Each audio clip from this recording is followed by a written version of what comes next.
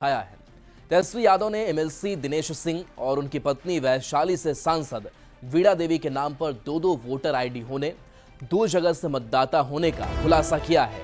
तेजस्वी यादव ने social media x पर MLC Dinesh Singh और उनकी पत्नी वीणा देवी का वोटर लिस्ट में नाम और एपिक नंबर भी साझा किया है, जिसमें दिनेश सिंह मुजफ्फरपुर लोकसभा क्षेत्र में भी वोटर हैं और वैशाली लोकसभा क्षेत्र में मुजफ्फरपुर के साहिबगंज विधानसभा क्षेत्र में मतदाता हैं।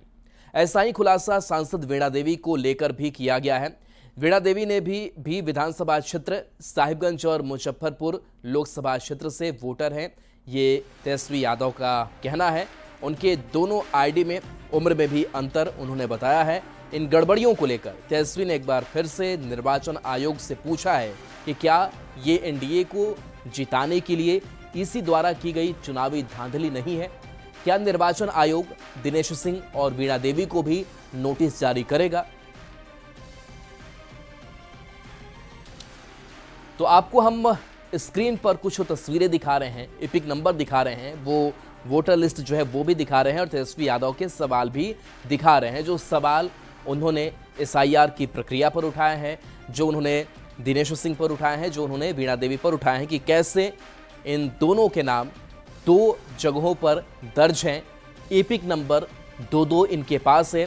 इसके साथ साथ ये भी आरोप लगाया है कि इनका उम्र भी इन दोनों डॉक्यूमेंट्स में अलग अलग है और क्या ये फर्जीवाड़ा नहीं है। देखिए, तेजस्वी यादव पर भी खुद सवाल उठे थे एपिक नंबर को लेकर के।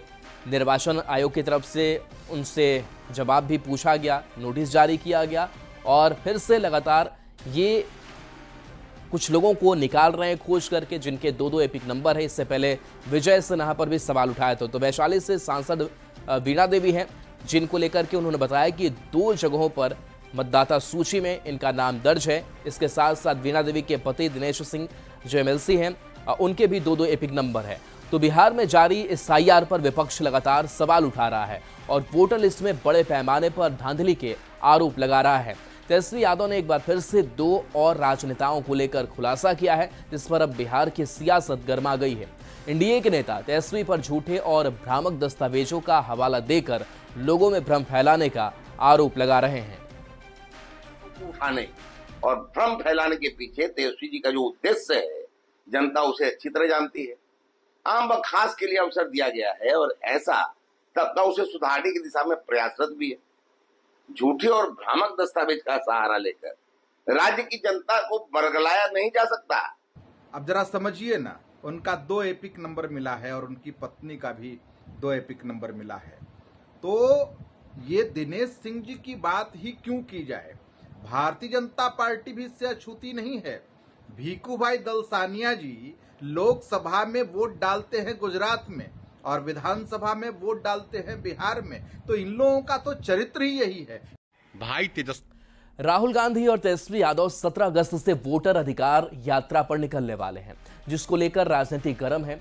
पूर्व सांसद आनंद मोहन ने निशाना साधते हुए कहा कि पद के लिए यात्रा और पदयात्रा में बड़ा अंतर होता है। पद के लिए यात्रा और पद यात्रा में बड़ी फर्क है। गांधी की पद यात्रा हुई, उसके बाद चंद्रशेखर जी की पद यात्रा हुई, वो एक सामाजिक क्रांति थी। और अभी जो पद यात्रा कर रहे हैं, इसके पहले भी महानुभाव एक कर चुके हैं पद यात्रा। तो ये सब पद के लिए यात्रा है। कल देश की राजधानी दिल्ली समेत पूरे देश में स्वतंत्रता दिवस बड़े हर्षोल्लास के साथ मनाया जाएगा। इसको देखते हुए बिहार पुलिस मुख्यालय ने बिहार में हाई अलर्ट जारी कर रखा है। पटना से लेकर सीमावर्ती जिले के साथ साथ सभी जिले के एसपी, एसएसपी और रेल एसपी को अलर्ट की कॉपी मुख्यालय की तरफ से भेज दी गई है। ADG law and order Pankaj Darad ने कहा कि स्वतंत्रता दिवस के साथ कृष्ण जन्माष्टमी और चहल्लुम को देखते हुए यह अलर्ट जारी किया गया है, ताकि कहीं कोई अप्रिय घटना ना घटे। मुख्यालय जो है 15 अगस्त और 16 अगस्त में 15 अगस्त के साथ स्वतंत्रता दिवस के साथ साथ चहल्लुम और श्री कृष्ण जन्माष्टमी पूजा अच्छे से मनाए, सब लोग सौहार्दपूर्ण वातावरण मनाए, इसके लिए पूरी तैयारी कर रही है। और पुलिस के अधिकारियों को, एसपी को और जिले के डीएम साहब सभी को विशेष रूप से निर्देशित किया गया है। स्वतंत्रता दिवस के मद्देनजर मधुबनी और नेपाल बॉर्डर पर सुरक्षा व्यवस्था कड़ी कर दी गई है। भारत नेपाल सीमा पर तैनात एसएसबी जवानों को चौकस रहने का निर्देश दिया गया है। बॉर्डर से आने जाने वाले लोगों और गाड़ियों की सघन तलाशी की जा रही है। सीमा पर सीसीटीवी कैमरों से निगरानी रखी जा रही है। एसपी ने बताया कि ऑपरेशन सिंदूर के बाद राष्ट्र पहली स्वतंत्रता दिवस मना रहा है। ऐसे में सुरक्षा को लेकर एहतियातन मधुबनी में हाई अलर्ट जारी किया गया है। तो देखिए, नेपाल बॉर्डर पर सुरक्षा व्यवस्था कड़ी कर दी गई है। ये तस्वीर आपको मधुबनी की दिखा रहे हैं, जहां स्वतंत्रता दिवस को लेकर के हाई अलर्ट है और ये कोशिश की जा रही है कि एसएसबी लगातार सघन जांच जो है वो भी चला रही है और हर स्तर से जांच हो रही है।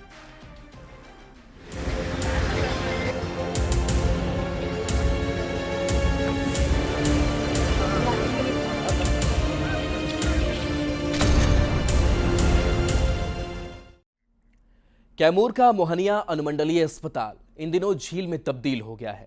नाली का पानी अस्पताल में घुस गया है, जिसके बाद लोग गंदे पानी और नई बीमारी के खतरे के बीच इलाज को मजबूर हैं।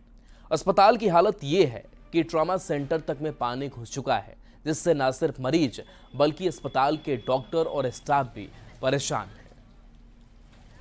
मर गया है सब। आने में तो दिक्कत हुआ होगा। हाँ, इस मकान में डर लगता है कब गिर जाएगा। पानी नाला का पानी ओवरफ्लो अंदर आ रहा है, अंदर से बाहर निकल रहा है पानी, नाला का पानी ओवरफ्लो हो रहा है, तो उसका पानी ही अंदर आ रहा है। तो लापरवाही किसकी मान जाएगी सर? लापरवाही है तो नाला बनना चाहिए था, नाला का ड्रेनेज एकदम सही रहता है तो पानी। गंगा, सोन और पुनपुन नदी का जलस्तर लगातार बढ़ रहा है। खतरे की घंटी बज चुकी है। जल संसाधन विभाग के ताज़ा रिपोर्ट के अनुसार गंगा और सोन नदियों का जलस्तर कई स्थानों पर या तो खतरे के निशान को पार कर चुका है या उसके बेहद करीब है। इस स्थिति ने प्रशासन की चिंता बढ़ा दी है और लोगों से सतर्क रहने की अपील की गई है। हालांकि जल संसाधन विभाग ने यह भी बताया है कि अगले 48 घंटे में गंगा के जलस्तर में काफ़ी गिरावट देखने को मिलेगी। दीघा घाट से ज़्यादा जानकारी दे रहे हैं न्यूज़ 18 संवाददाता अमित कुमार। बिहार से होकर के गुजरने वाली नदियां जो है वो उफान पे है, चाहे बात गंगा की कर ले या सोन की कर ले या पुनपुन की कर ले, फल्गु की कर ले, तो तमाम जो नदी हैं उसका जलस्तर जो है वो बढ़ा हुआ है और इसके कारण से पटना और आसपास के जो इलाके हैं वहाँ पे बाढ़ का खतरा जो है वो मंडराने लगा है। बताते ये चले कि गंगा, सोन और पुनपुन नदियों का जलस्तर लगातार बढ़ रहा है, जिससे खतरे की घंटी बज चुकी है।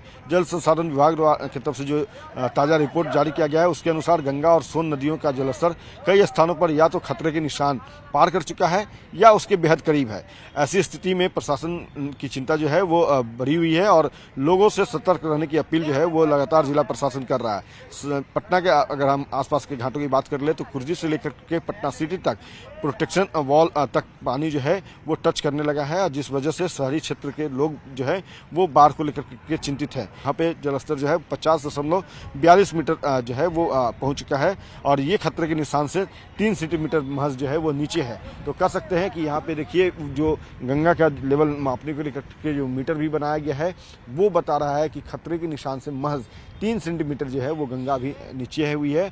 लेकिन अगर हम बात पूरे आसपास के इलाके की करें तो गंगा हो या सोन हो या पुनपुन हो, सभी नदियों का जो लेवल है वो खतरे के निशान से लगभग करीब है, या तो ऊपर या लगभग करीब है। और इसके कारण से पटना और आसपास के इलाके में जो कह सकते हैं कि बाढ़ का खतरा जो है वो मंडरा रहा है। तो फिलहाल गंगा जो है वो चिंता बढ़ा रखी है जिला प्रशासन की, लेकिन ये चिंता की लकीर जो है वो 48 घंटे के बाद हो सके, क्योंकि जल संसाधन विभाग ने ये संभावनाएं